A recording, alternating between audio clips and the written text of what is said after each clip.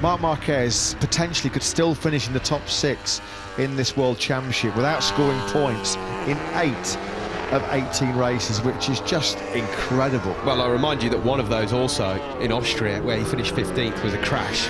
Could have arguably been a DNF, and he was on course for a podium. Yeah, he went for that soft rear tyre in the dry, didn't he, and was making that work fantastically well. Just got caught out as the rain started to fall. He was one of those lead group of riders that came in for the wet tyres. That's a good lap from Jack Miller. It's a very good lap from this man as well, Steve. Danilo Petrucci briefly was there inside the top 6 until this man knocked him out. Petrucci digging deep, digging very deep. A 132.195 got him briefly inside that top 6. Let's not forget this morning, he nearly had snow on his boots. He was so high-siding himself out in wet conditions at turn 4. So there's 4 minutes left, and everybody out there on soft rubber. In the back end of the bike, that is. Miller fastest to 31.4. That's 4/10 quicker than Morbidelli and this man, Alex Rins. Alex Marquez has just crossed the line and moved up into 6th. So right now, Quartararo, Dovi, Mir and Zarco are outside the top 10 places. We barely mentioned Johan Zarco all day. Been a quiet Friday for him. Alex Rins, then you can see there he's got a brand new soft rear tyre in. Andrea Dovizioso, how impressive would this be from the Italian, using all of his experience here on that Petronas Yamaha SRT machine at the moment. Dovi with the hard front, soft rear tyre, carries this lap on 3. He's threatening the top 3 here, Andrea Dovizioso. Valentino Rossi's only half a second off. Here comes Dovi, he goes second. Brilliant. 31.597 what a for ride. 0-4. The race winner here in 2018. Top ride that by Andrea Dovizioso. 131.597, just under 2/10 behind Jack Miller. Now then, Alex Rins, can he squeeze the power on of that factory Suzuki? You can see there it's the ride height device being dropped to get maximum acceleration. Rins can't pinch it at 131.450, but top spot has now been taken by Pecco Bagnaia. It's a Ducati 1-2 yet again, a factory Ducati 1-2, nothing between Miller and Bagnaia, just 9 thousandths of a second. It's all chopping and changing with just a few minutes left. Alex Marquez is now about to head around the final turn and onto the start-finish straight. Might need a banker lap in this session. Glorious sunshine predicted for most of tomorrow's action here in Valencia, but cool at the start of the day, around 12 or 13 degrees when these riders are due to head out for the start of FP3 tomorrow. So you're certainly going to want to get a banker lap in just in case it is a little bit too cold tomorrow morning to improve.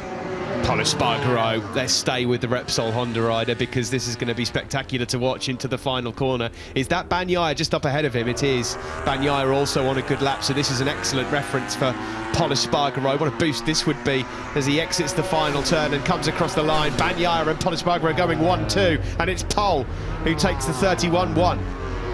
Excellent lap then by the Repsol Honda man, of course, flying the flag lonesome here this weekend with Marc Marquez sidelined.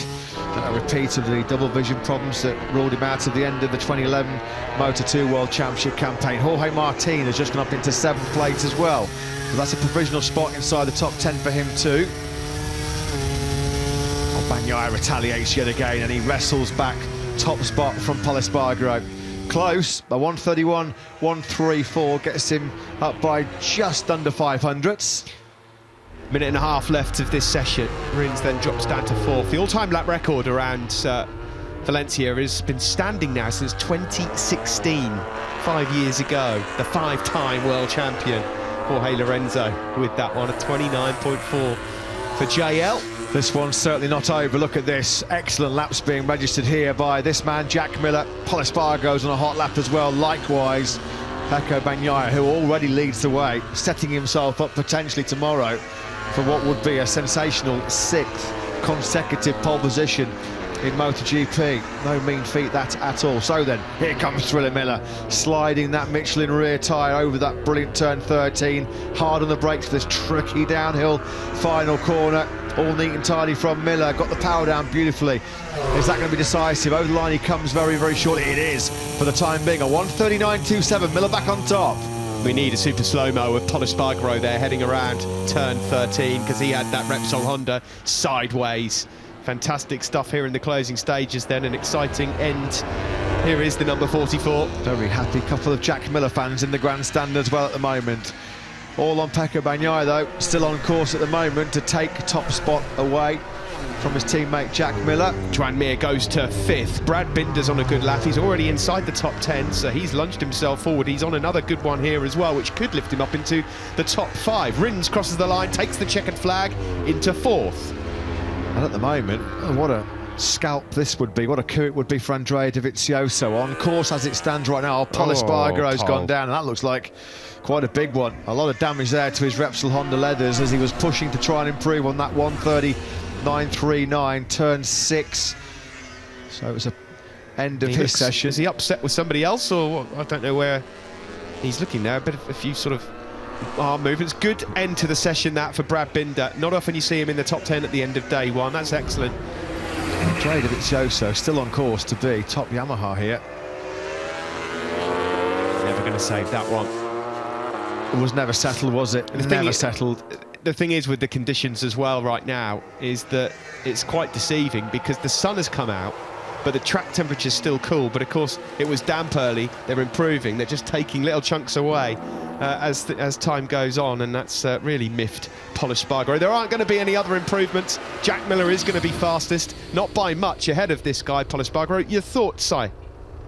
Just on Pol Espargaro's crash there, I know this track really well because I come here every winter multiple times. Actually, it's the next track that I'm doing.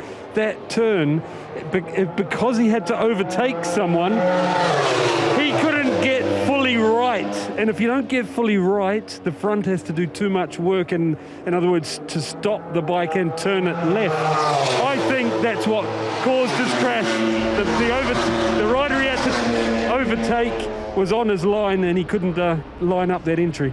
Thanks for that, Simon. Excellent observations, of course. It's a tricky track, isn't it, this side, because if you go offline, you can sometimes, it can be off camber in certain areas here as well. It's a bit one line, Circuit Ricardo Tormo. Well, yesterday, Jack Miller said probably Valencia, one of his favourite tracks on the whole calendar, and showing just how much he likes this famous Ricardo Tormo circuit. He leads the way then at the end of that full dry, thankfully full dry, second session.